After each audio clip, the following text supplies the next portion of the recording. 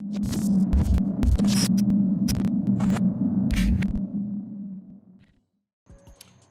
been talking about it because most men who I know don't want to talk about it because of the positions they hold in their society. The men who come there to tukana each other are useless men.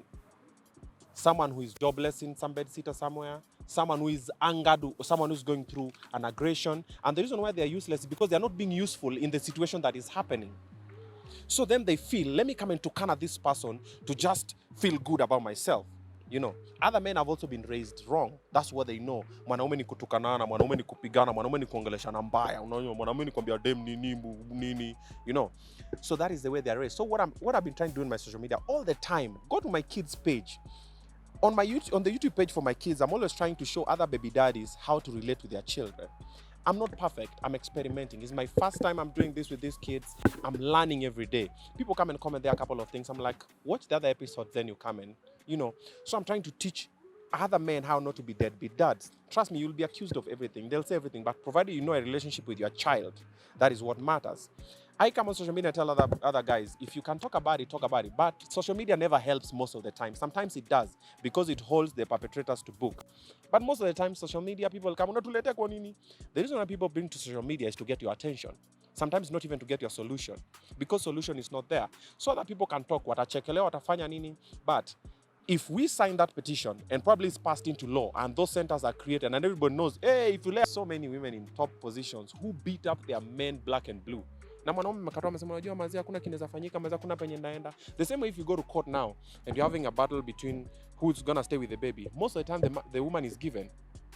But you know what the judge and the magistrate and everybody in the court don't know? They don't know this woman like you know this woman.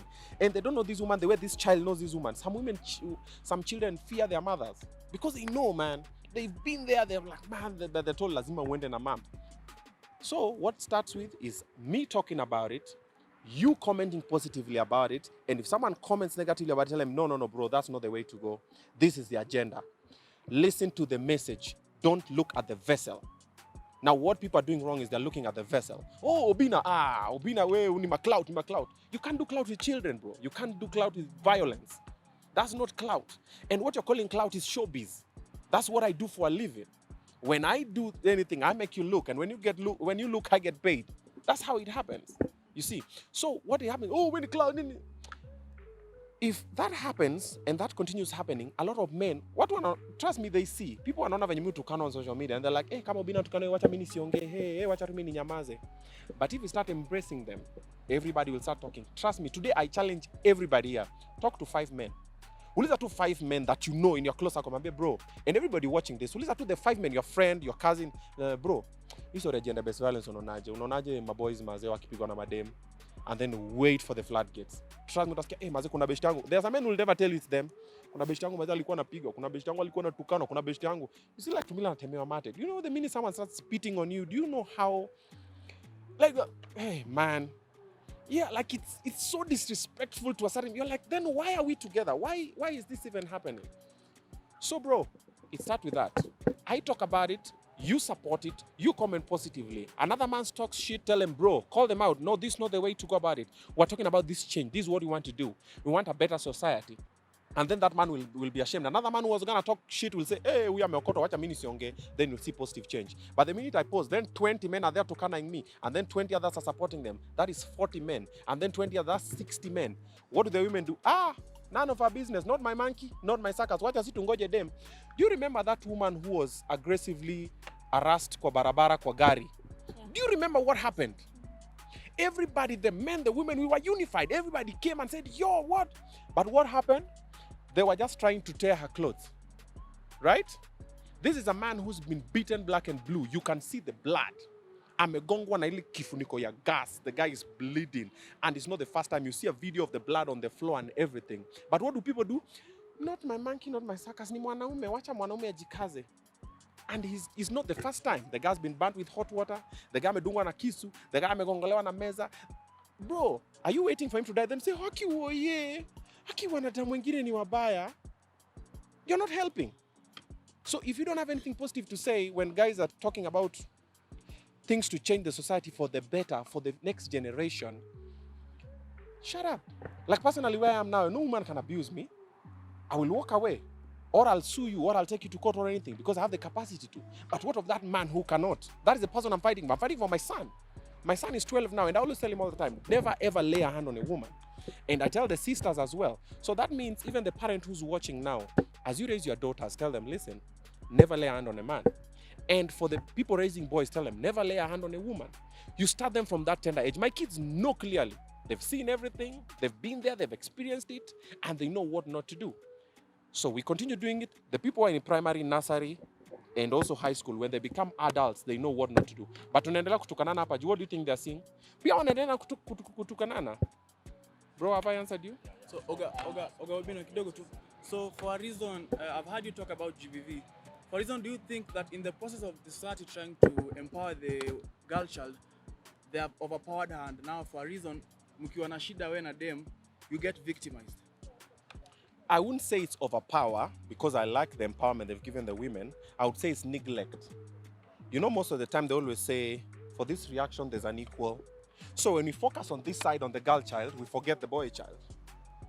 So they're like, oh, girls can say no to this. But also boys can say no. Like most boys that I know, the first sexual encounter they had was with their house help. Most boys, they're like, hey, mazemi auntie. Most. The first sexual encounter, and that is sexual abuse.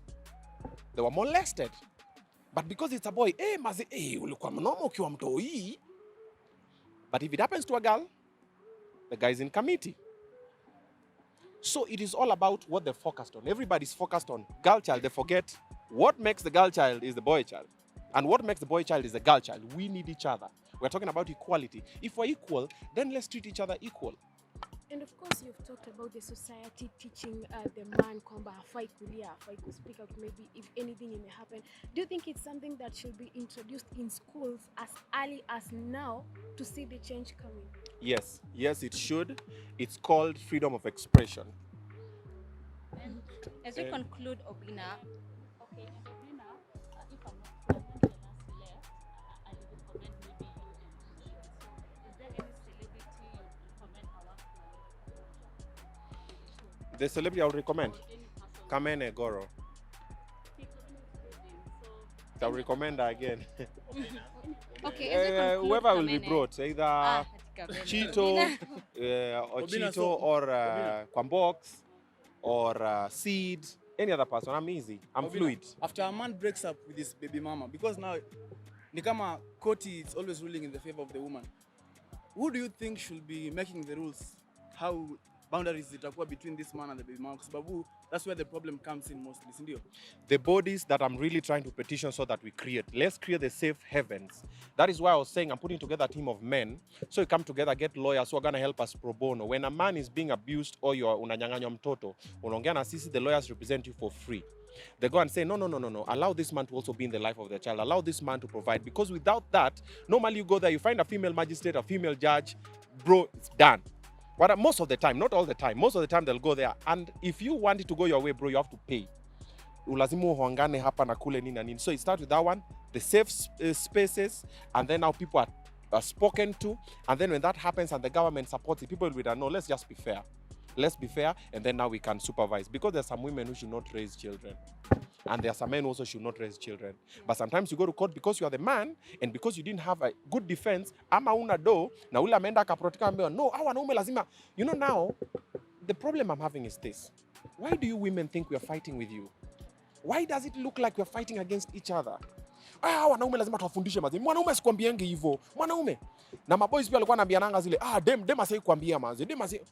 Why is it dem asai kuambia? Why mwanaume asai kuambie? We're supposed to be alikuwa anasema, no, why didn't you listen? No, calm down. Listen, hear them out. Mimi alemba mazi nilimpiga. Hivyo ndo venye nafaa. Really?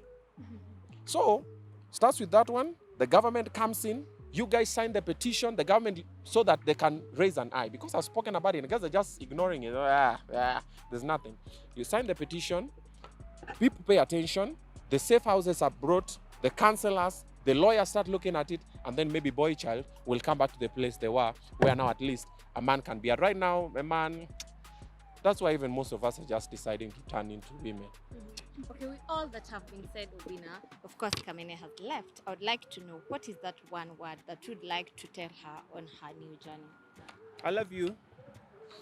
That's simple. Yeah, I love you. And that means, I love you is very broad. It means I love and support everything that you do, the person that you are, and where you're going. I'm going to be right there. She's not like she's living in Nairobi. She's just here. But now the radio experience, the breakfast experience is going to be different. That is the issue.